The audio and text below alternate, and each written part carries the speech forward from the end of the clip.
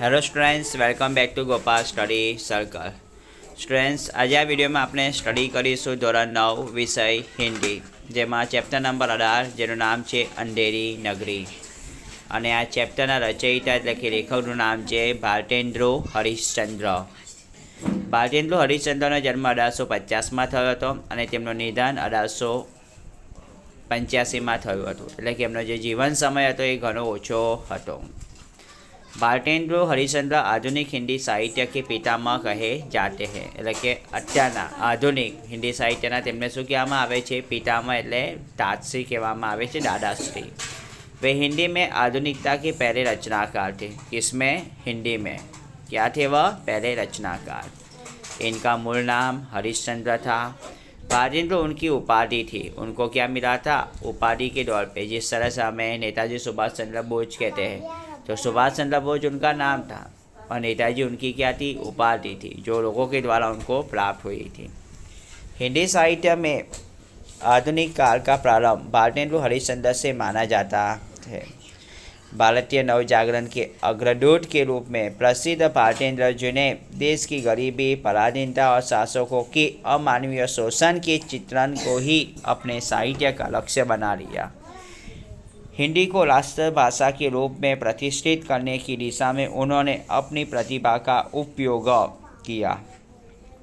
भारतेंद्र बहुमुखी प्रतिभा के धनी थे, मतलब उनके पास बहुत सारी प्रतिभा थी. हिंदी पत्रकारिता, नाटक और काव्य के क्षेत्र में उनका बहुमूल्य योगदान रहा.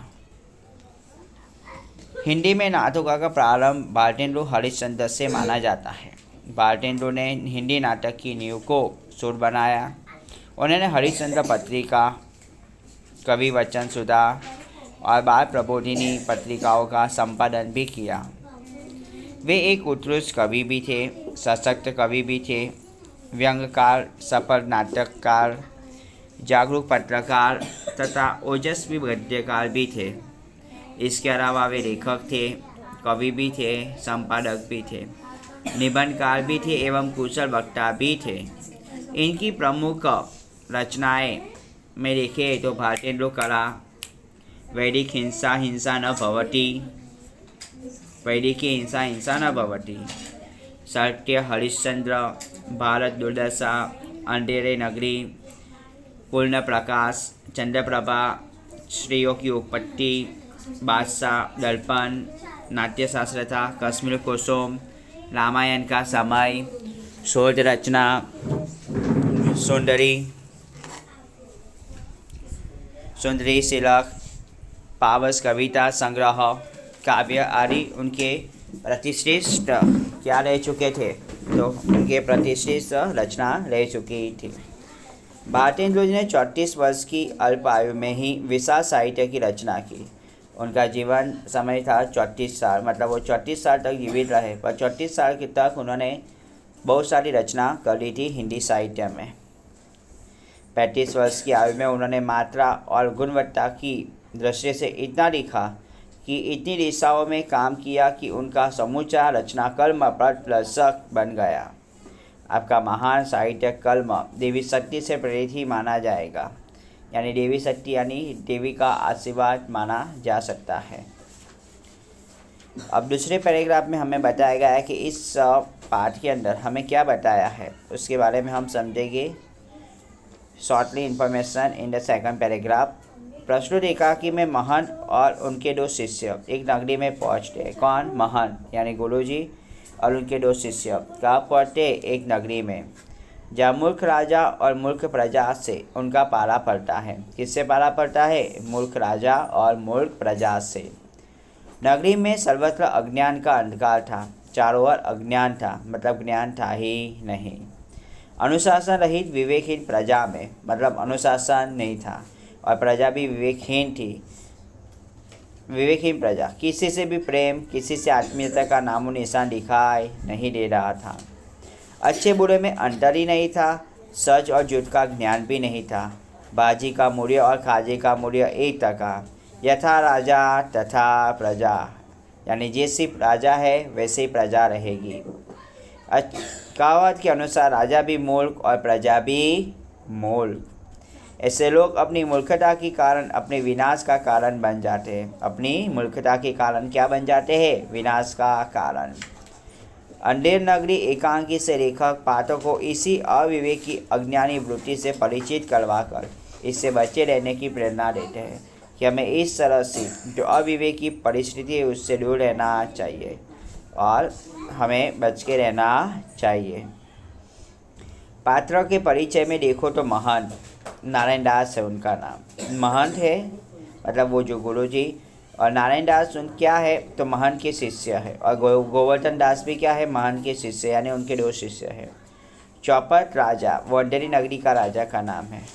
गुजरीन, हलवाई, फरियादी, कल्लू, बनिया, कारीगर, चूने वाला, बिस्ती, कसाई, गडलिया, कोटवा, सिपाही आदि सब उसके क्या है? पात्र है।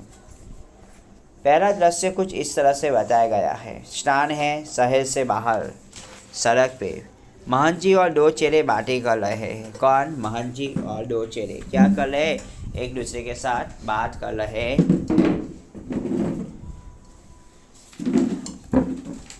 आपको डिस्टर्ब हो रहा तो वहाँ चले जाइए। महंत जी कहता है, बच्चा नारायण दास, यह नगर तो दूर से बड़ा सुंदर दिखाई पड़ता है। देख कुछ भिक्षा मिले तो भगवान को भूख लगी और क्या। महंत जी क्या कहते हैं? अपने 2 शिष्य में से एक शिष्य जिसका नाम है नारायण दास, इसको कहते हैं कि ये जो नगर है वो बाहर से काफ़ी सुंदर दिखाई दे रहा है ना। देखो कुछ भिक्षा मिल जाए तो उसमें से भगवान को कुछ भोग लग जाए। नारायण दास कहता है, गुरुजी महाराज, नगर तो बहुत ही सुंदर है, पर भिक्षा भी सुंदर मिले तो बड़ा आनंद हो। जैसा नगर है सुंदर सा दिखाई दे रहा है तो भिक्षा भी अगर सुंदर से मिल जाए तो आनंद ही दुगना हो जाएगा। मान कहता है, बच्चा गोवर्धन दास, तू पश्चिम की ओर जा और नारायण दास तू पूर्व की ओर जाएगा। पश्चिम दिशा की ओर तुम जाओ और तुम पूर्व दिशा की ओर जाओ। गोवर्धन दास जाता है। गोवर्धन दास कहता है गुजरीन से, क्यों बाजी का भाव है? बाजी का भाव क्या है? गुजरीन कहते हैं, बाबा जी तके सेल। क्या? तके सेल। गोवर्धन दास के सब बाजी तके सेल। वाह वाह वाह, बड़ा आनंद है, यह सभी चीज़ें तके सेल मिलती है। हलवाई के पास जाकर कहता है, क्यों भाई मिठाई क्या भाव है? हलवाई कहता है तके सेल। गोवर्धन कहता है, वाह वाह, बड़ा आनंद है, सब तके सेल। क्यों बच्चा, इस नगरी का नाम क्या है? हलवाई कहता है अंधेरी नगरी। क्या कहता है हलवाई? अंधेरी नगरी, यानी इस नगरी का नाम क्या है? अंधेरी नगरी। अब मैं पहले आपको तके सेल का मीनिंग बता दूं शब्दार्थ में। तो तके सेल का मतलब टका, पुराने 2 पैसों के बराबर एक सिक्का, यानी काफ़ी सस्ता। पुराने 2 पैसों के बराबर एक सिक्का, जिसको काफ़ी सस्ता भी हम कह सकते हैं, ठीक है ना। तो मिठाइयों का भी भाव तके सेल यानी काफ़ी सस्ता था और भाजी का भाव भी सेम ही था, ठीक है ना। गोवर्धन दास कहता है, और राजा का नाम क्या है? हलवाई कहता है चौपट राजा। क्या है? चौपट राजा। गोवर्धन दास कहता है, वाह वाह, अंधेरी नगरी और चौपट राजा, तके सेल बाजी तके सेल खाजा। हलवाई कहता है, तो बाबा जी कुछ लेना हो तो ले लो ना। गोवर्धन के बच्चा, भिक्षा मांग कर 60 पैसे लाया हूँ। क्या मांगी है मैंने? भिक्षा। और कितने पैसे लाया हूँ? 60। 3.5 सेल मिठाई दे दे। कितने सेल मिठाई दे दे? 3.5 सेल दे। महंत जी और नारायण दास एक ओर से आते हैं और दूसरी ओर से गोवर्धन दास आता है। महंत जी कहते हैं, बच्चा गोवर्धन दास, क्या भिक्षा लाया? गठरी तो भारी मालूम पड़ती है। गोवर्धन दास कहते हैं,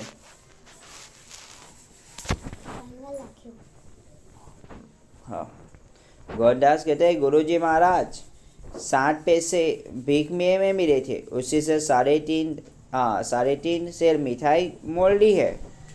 और मान कहता है, बच्चा नारायण दास ने मुझसे कहा था कि यह सब चीज़ तके से मिलती है, तो मैं इसकी बात पर विश्वास नहीं किया। बच्चा, यह कौन सी नगरी है और इसका राजा कौन है? जा तके सेल। बाजी और टके सिर ख्वाजा मिलता हो।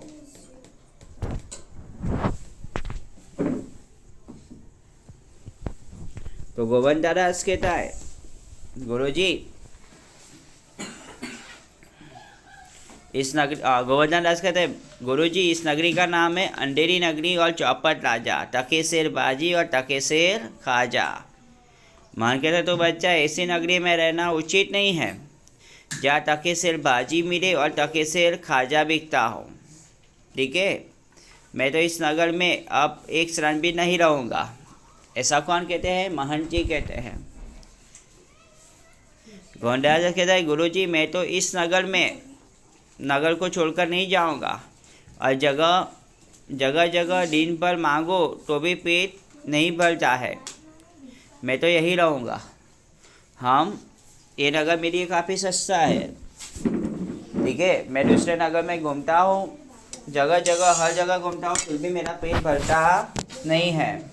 तो इससे बेहतर है ये नगर मेरे लिए क्या रहेगा, काफ़ी अच्छा रहेगा, हम सबके लिए अच्छा रहेगा, पेट भर के हम खाना तो मिल जाएगा हमें।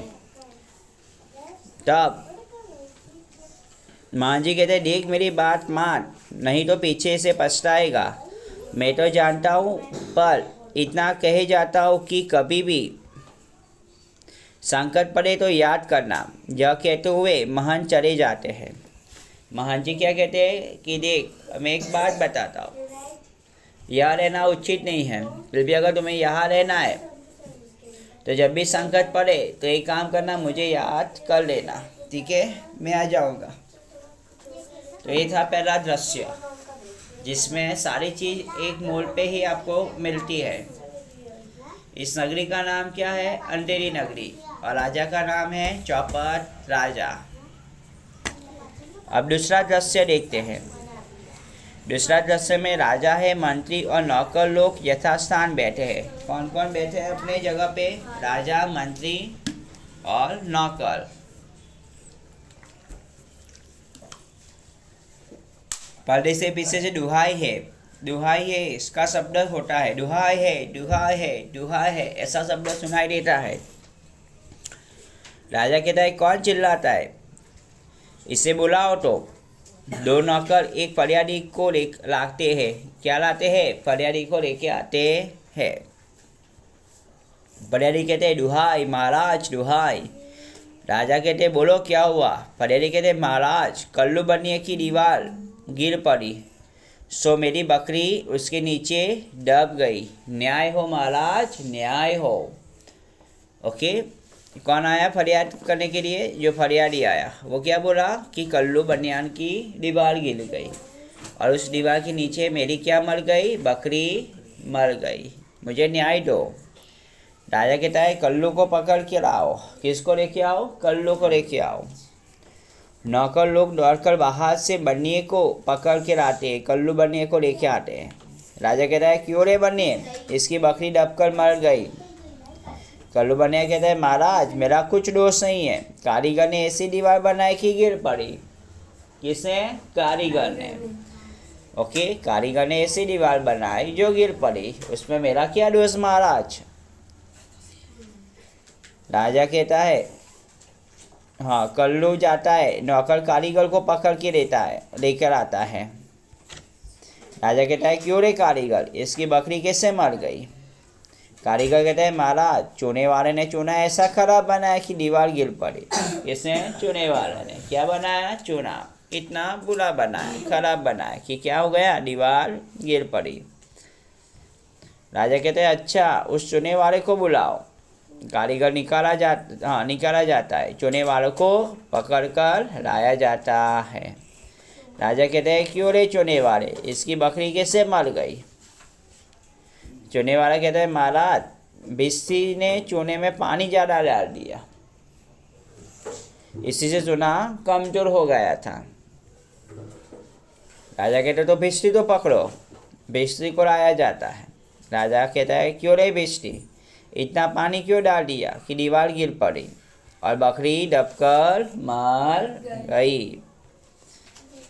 भिस्ती कहते महाराज गुलाम का कोई कसूर नहीं, कसाई ने मशक इतनी बड़ी बना दी थी, ओ तेरी तो, कि उसमें पानी ज़्यादा आ गया। क्या बना दी थी? मशक इतना बड़ी बना दी कि उसमें ज़्यादा पानी आ गया। राजा कहता अच्छा, बिस्ती को निकालो, कसाई को लेके आओ, जाओ।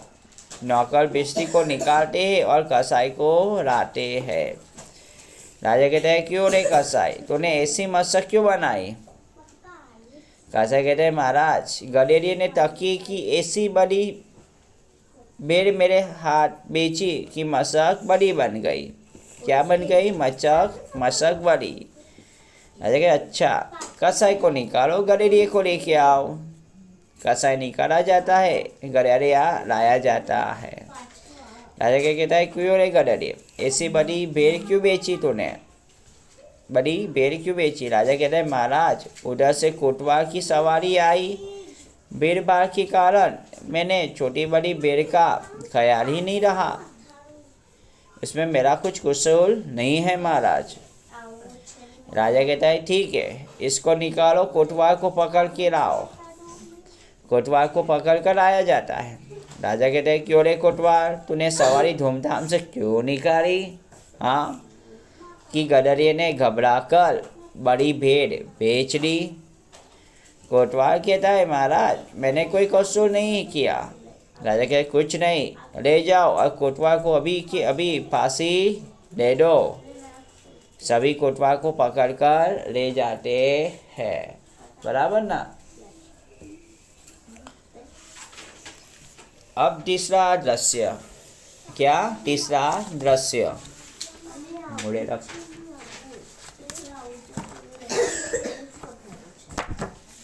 तीसरे दृश्य में है गोवर्धन दास बैठा मिठाई खा रहा है। कौन? गोवर्धन दास बैठ के बाजार में क्या खा रहा है? मिठाई। गोवर्धन दास, गुरुजी ने हमको बेकार यहाँ लेने को मना किया था। माना कि देश बहुत बुरा है, पर अपना क्या, खाते पीते मस्त पड़े हैं। चार सिपाही चार ओर से आकर उसको पकड़ लेते हैं। समझ में आया? गोवर्धन दास कहता है कि गुरुजी ने बेकार ही कह दिया था, क्या कि यहाँ रहना उचित नहीं है। देखो मैं कितने आराम से खा रहा हूँ, पी रहा हूँ और मस्त पड़ा हूँ। उतने में चारों ओर से चार सिपाही आते और गोवर्धन दास को पकड़ लेते हैं। सिपाही कहते चल ले चल, मिठाई खाकर खूब मोटा हो गया, आज मज़ा मिलेगा तुझे। गोवर्धन दास घबरा जाता है, घबरा कर अरे यह आफत कहाँ से आई? अरे भाई, मैंने तुम्हारा क्या बिगाड़ा है जो मुझे पकड़ते हो? सिपाही कहता है बात यह है कि कल कोतवाल को फांसी का हुक्म हुआ था। किसको? कोतवाल को। किसका हुक्म हुआ था? फांसी का। जब उसे फांसी देने को ले गए थे तो फांसी का फंदा बड़ा निकला। वाह रे वाह, क्योंकि कोतवाल साहब तो दुबले पतले हैं, मोटे नहीं हैं। हम लोगों ने महाराज से अर्ज किया, इस पर हुक्म हुआ कि किसी मोटे आदमी को फांसी दे दो, क्योंकि बकरी मरने के अपराध में किसी न किसी को सजा होनी जरूरी है, नहीं तो न्याय न होगा। गरजे ना, ओए अंश इसको लेके जा। गोवर्धन दास कहता है दुहाई परमेश्वर, दुहाई परमेश्वर की, अरे मैं नाहक मारा जाता हूँ, अरे यहाँ बड़ा ही अंधेर है। गुरुजी कहाँ हो आप? आओ और मेरे प्राण बचा लो। कौन? वो अपने अंतर्मन में गोवर्धन दास प्रार्थना करता है गुरुजी को। गोवर्धन दास चिल्लाता है, सिपाही उसे पकड़कर ले जाते हैं। गोवर्धन दास कहता है हाय बाप रे, मुझे बेकसूर की फांसी देते हैं। सिपाही कहते हैं अबे चुप रे, राजा का हुक्म भला कहीं तला सकता है? बिल्कुल भी नहीं।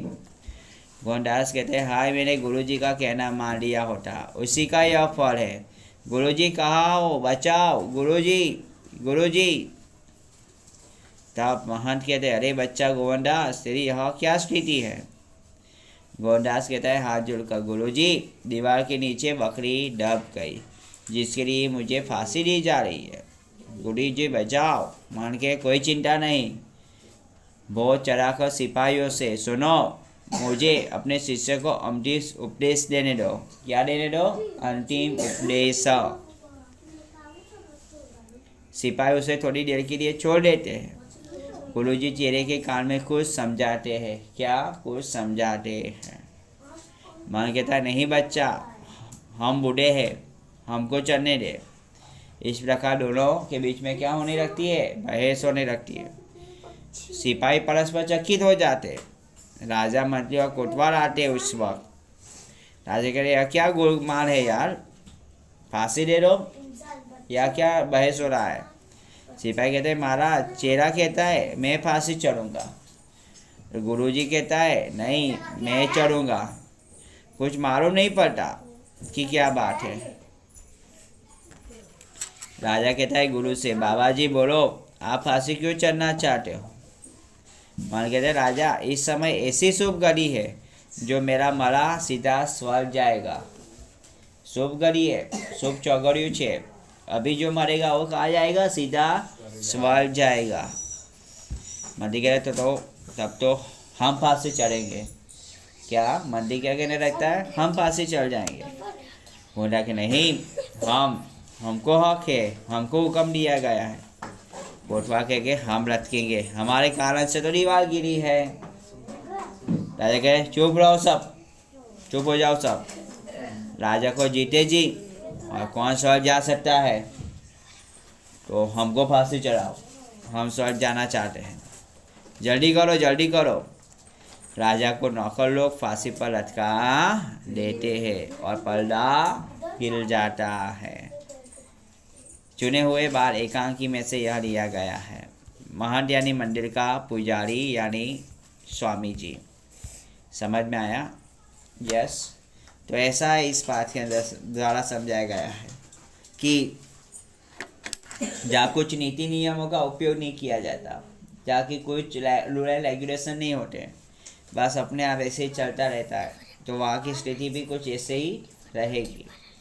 ओके, अंजनी नगरी और गंडू राजा, चौपट राजा, टकेसेर बाजी और टकेसेर खाजे की तरह। ओके, तो आई होप कि आपको ये समझ में आया होगा। So good luck and best of luck for this work and thank you.